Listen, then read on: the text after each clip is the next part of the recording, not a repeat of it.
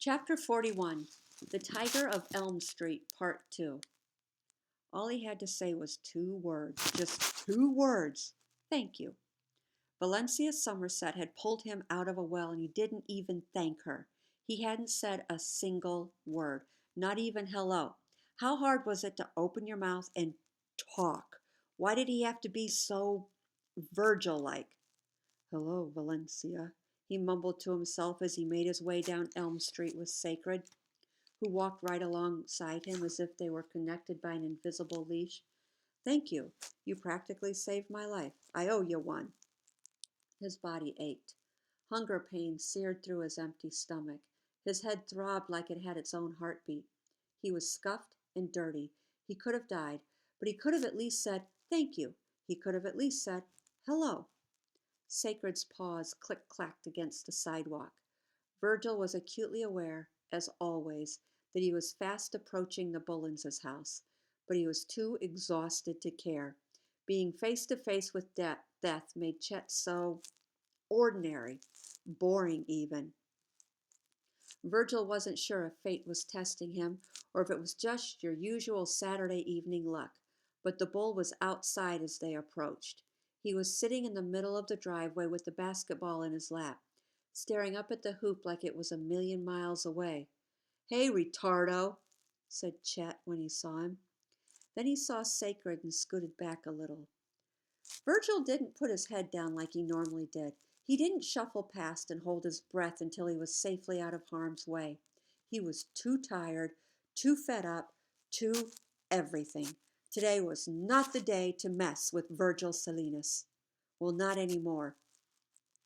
Virgil made direct eye contact with Chet, and before he even knew what he was doing, he stopped. Sacred stopped too. The bull pulled up his knees and wrapped his arms around the ball.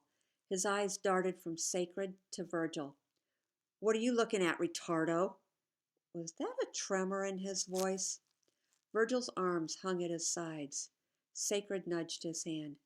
Call me that again, and you'll regret it, Virgil said.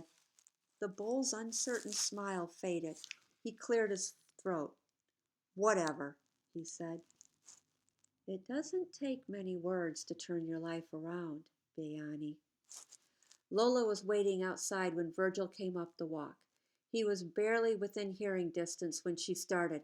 Ah, Naku, I've been calling and typing your phone. Where have you been? And what is that animal doing with you? And why didn't you answer? Now that he was closer, Lola could see the rumpled clothes, the unkempt hair, the sheen of sweat and fatigue, his puffy eyes, the dirt and rust on his hands from the ladder. And he must have had a certain look on his face, because after she assessed his clothes and hair, she fixed on his expression. Virgilio, she said quietly, what's happened to you today? I got eaten like the stone boy, but my friends chiseled me out, he said. His voice was tired and weary. He walked past Lola and opened the front door. She followed him inside without any more questions. So did Sacred. His parents and brothers were in the living room, but they didn't seem overly concerned with Virgil. They were watching television, something funny, of course, and filling the room with their laughter. His parents were on the couch with their backs to him, and his twin brothers were in recliners on either side. His mother turned at the sound of the door. When she saw Sacred, she stood up and waved madly. Get that dog out of here, Turtle. He'll mess up the rug, she said. The others turned then, too. A dog will be good for the house, Lola said. Keep away the robbers. She exchanged a knowing look with Virgil. His father said, sit down and watch television with us, and he turned back to the TV, apparently unmoved by the presence of a large, strange dog. Julius and Joselito half stood from their seats to get a look at Sacred. What kind of dog is that? Julius said. Where did you get him? Asked Joselito. I don't know. He followed me home, Virgil said. At that moment, Virgil realized how bright his house was. Even its smells were comforting. He hadn't noticed that before, and the cool air felt plush on his skin. His mother had made her way around the couch and was shooing Sacred. The dog took 2 steps toward the door, then 2 steps back to Virgil. Confused by Mrs. Salinas's frantic movements, Turtle, he's dirty and he stinks. Lola put her hand on Sacred's head. The dog stood still. He just needs a bath, said Lola. Virgil will give him a bath, won't you, Virgilio? She lifted her chin and gave him a look. It was a look that said, I understand. Understood what, though?